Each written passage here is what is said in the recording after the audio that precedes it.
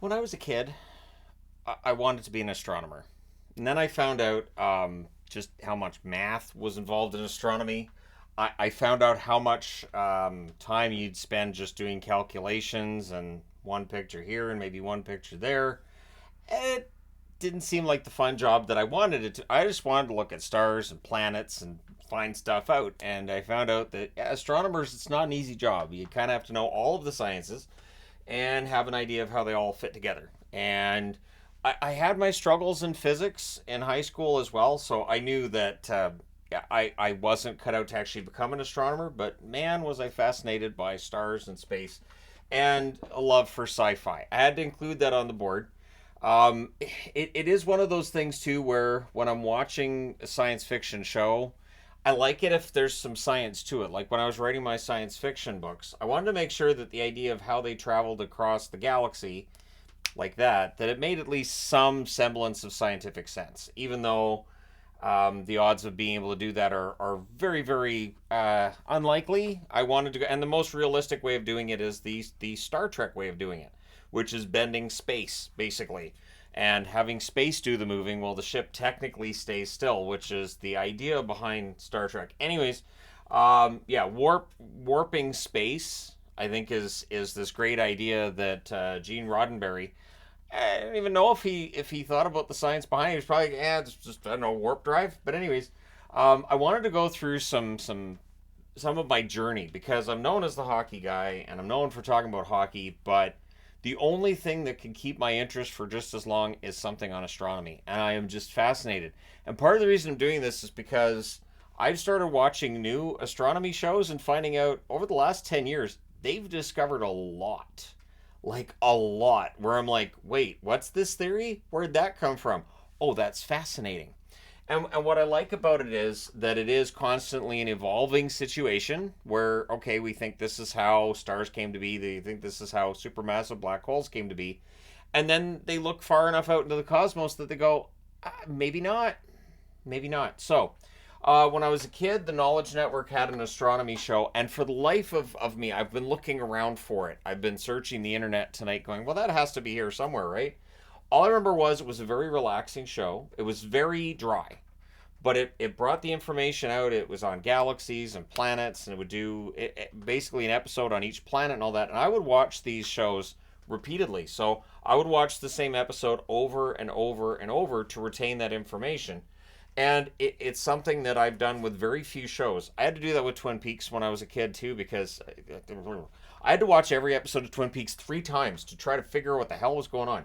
Now, it's not the case with astronomy. It's a matter of trying to absorb the information and make sure it stays there and you retain it.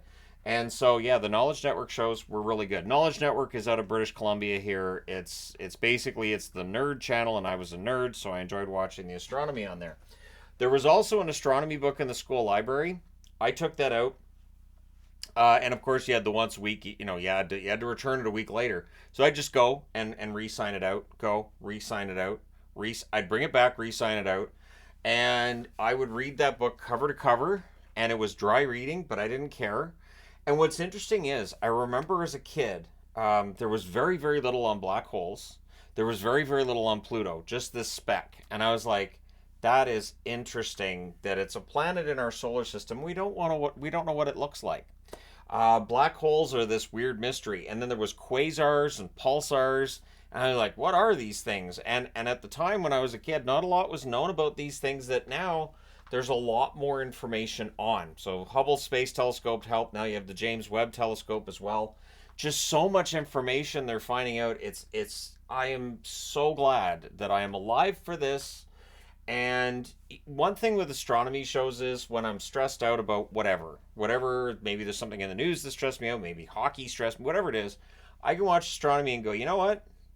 I am a very, very small part of a world that's very, very small in a solar system that's kind of out on the outskirts of the Milky Way in this gigantic, vast universe. What a fascinating place we live. And so that scale and just that feeling of both that feeling that life is precious and special, and also that feeling that it's kind of a little bit insignificant. So Hitchhiker's Guide to the Galaxy, I thought one of the funniest things I've ever read was that it said that the population of the universe is zero. Because the universe is infinite and there's a finite number of people and aliens and everybody in it, that means the population's zero because anything into infinity is zero. And then the next entry, I think it was the next entry underneath was sex, and it said there's a lot of this going on because since people know they don't exist and they're depressed about it, they have to find a way to take their mind off of it. And I'm paraphrasing; it's not the exact verbiage, but it was one of the funniest things I ever read in a book, and so it's never really left my brain.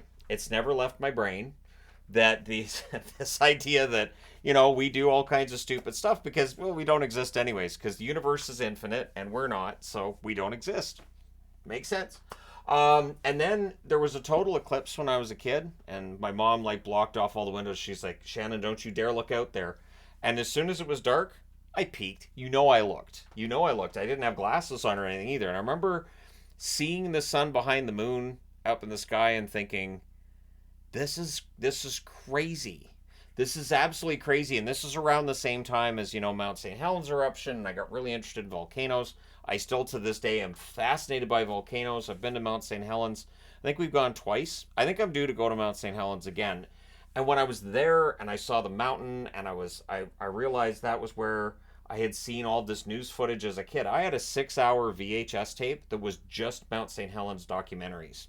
That was it. It was a 10-year anniversary, and I got every single documentary. And of course, that VHS tape, well, it's a VHS tape, it's gone. It's too bad. But yeah, that total eclipse, absolutely life changing for me.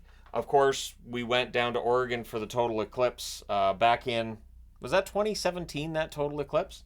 It was great. It was great. I had to skip work to go down to it, and I did. I was just like, I'm going to the eclipse, and they're like, we can't give you the day off. And I'm like, I think you're missing the point. I'm going to the eclipse. They weren't going to fire me for missing a day of work. That's the good thing. When you have a really good track record of not missing work, you can do that occasionally. Not all the time, but occasionally you absolutely can.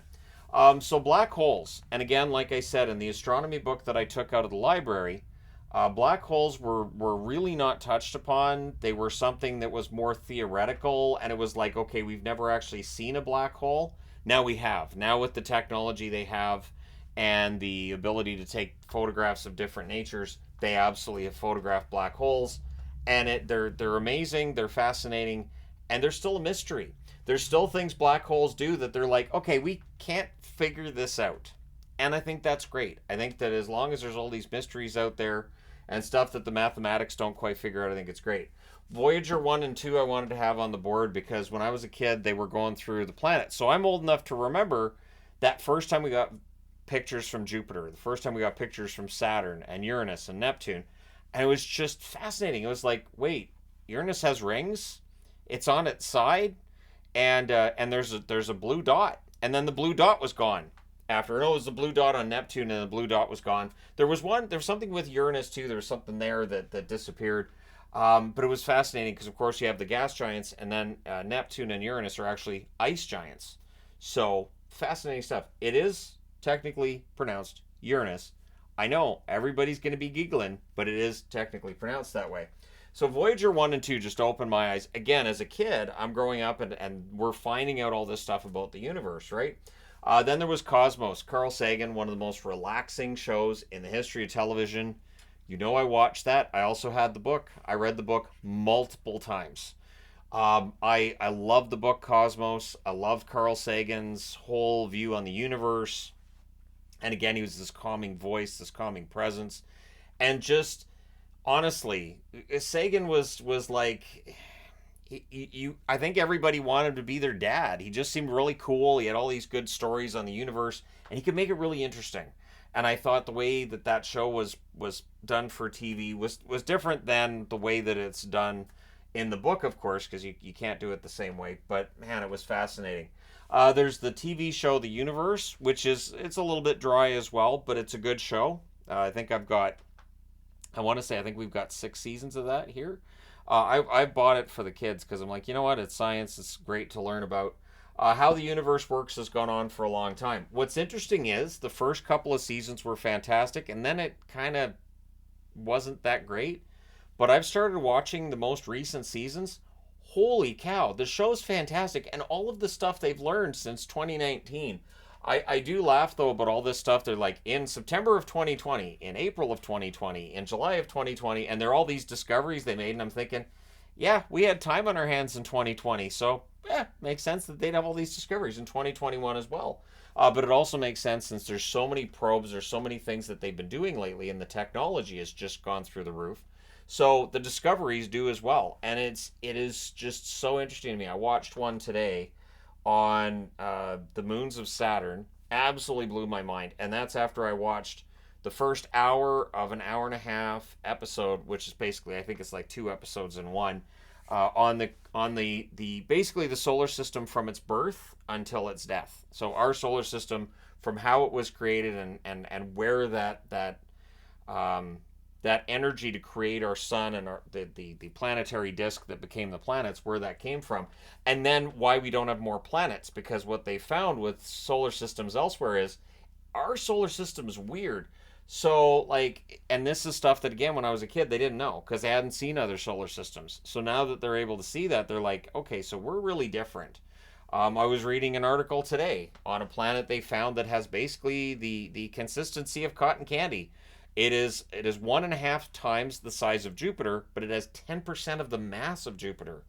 So even though it's this massive planet, it wouldn't have the kind of gravity that Jupiter has. I'd be interested to know what the magnetic field would look like around that planet. I don't know if they can measure that. I would imagine they can't from this distance, but the fact they can tell us what it's made of, and how light it is, and the fact that it goes around its parent star every 6 days, it boggles the mind. There are so many things when they discover these planets outside of our solar system. They're so interesting. Wonders of the Universe, another good show. So if you're able to find these shows, they're worth it. But How the Universe Works, to me, is my favorite. Cosmos, sadly, didn't end up going into depth. So the Neil deGrasse Tyson version of Cosmos is more for somebody who's being introduced to astronomy, rather than somebody who already has some working knowledge of astronomy. But it's a good show as an entry point. So if you're kind of shaky on astronomy, and you're like, well, I want to learn it, that one's a good one to watch. Or go back and watch the old Carl Sagan, although the information in the Carl Sagan one is from the 80s. So it's way out of date. There's going to be a lot of stuff where Carl Sagan's like, and we don't know the origins at this point for how this comes to be, and we don't know exactly how, and you'd be like, yeah, no, Carl, I love your voice, but we know now. We have a good idea. And then there's Cosmic Vistas, which was on for 5 seasons. I did look that up. Cosmic Vistas, on nights where I couldn't sleep, and this would have been back before I met Yvonne, and I'd be like, man, I've got it. I've got this. I can't sleep tonight. I would find Cosmic Vistas, which is, I think it's just in Canada, but it was on like our nature channel, and I was out. It's just, all it is these beautiful photographs and various shots of, sometimes it was of stars, sometimes it was of various planets in the solar system, and it's so relaxing.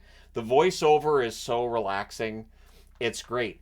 I think it's Michelle Thaler, one of the astronomers on How the Universe Works. She has a tattoo on her arm here, and I'm pretty sure it's the cosmic background radiation that she's got on her arm. It's either that, or it's the wow moment from the 60s when they discovered a signal coming from outside of Earth, and they did everything to make sure it wasn't something in the studio, and it wasn't like, bird droppings on their dish outside.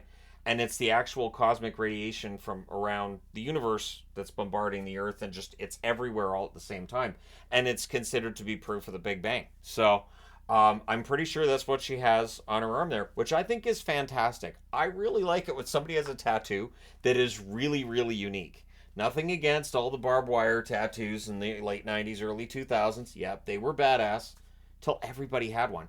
But yeah, I really, really enjoy the astronomy stuff. I wanted to talk about this in a video because, I sometimes get the whole, well, what YouTube channels does he watch? Well, lately I've been watching a lot of Kit Boga, because the way he gets scammers, love that. I think the scammers kind of deserve it. They take advantage of elderly people and try to clean out all their money. So, but I will always want to watch astronomy shows. I always enjoy astronomy shows.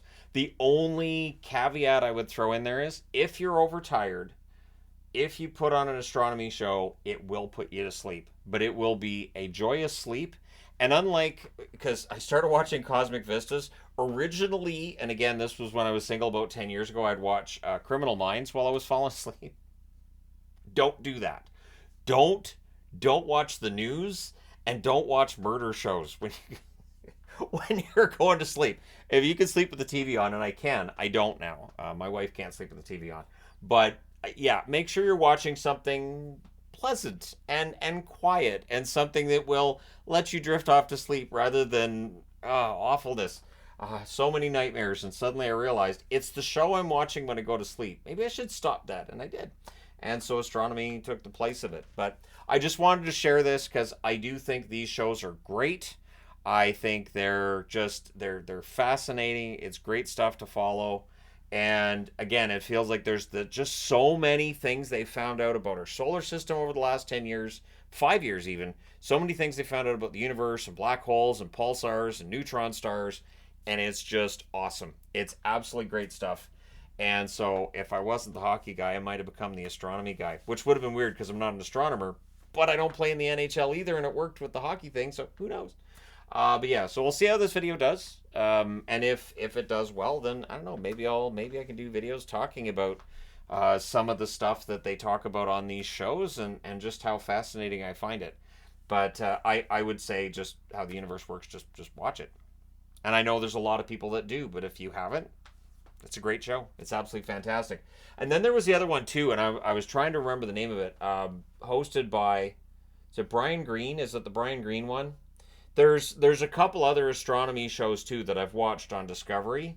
I didn't see them listed when I was looking up astronomy shows, but there's a bunch of them that are. I think it was across the universe? No, Across the Universe is something different.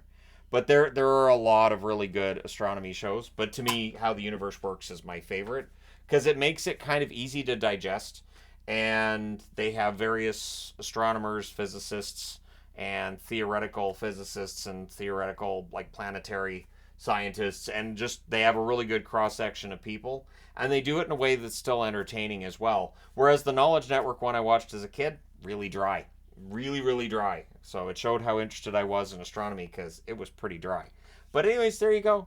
Let me know your favorite planet. What's your favorite planet? Mine when I was a kid was Pluto. And even though when they took the pictures of Pluto there a few years ago, absolutely gorgeous. I was so excited about Pluto when they were going there. And I really had hoped that they might dart around and find some of the other planets out there because they demoted Pluto from being a planet because there were others of Pluto's size, and they were like, well, we can't have 15 planets or 18 planets, so let's just make it 8. Why can't we have 8? Oh, it has to be able to clear its local area. What are you talking about? Like, and now they're realizing that that might have been overly simplistic.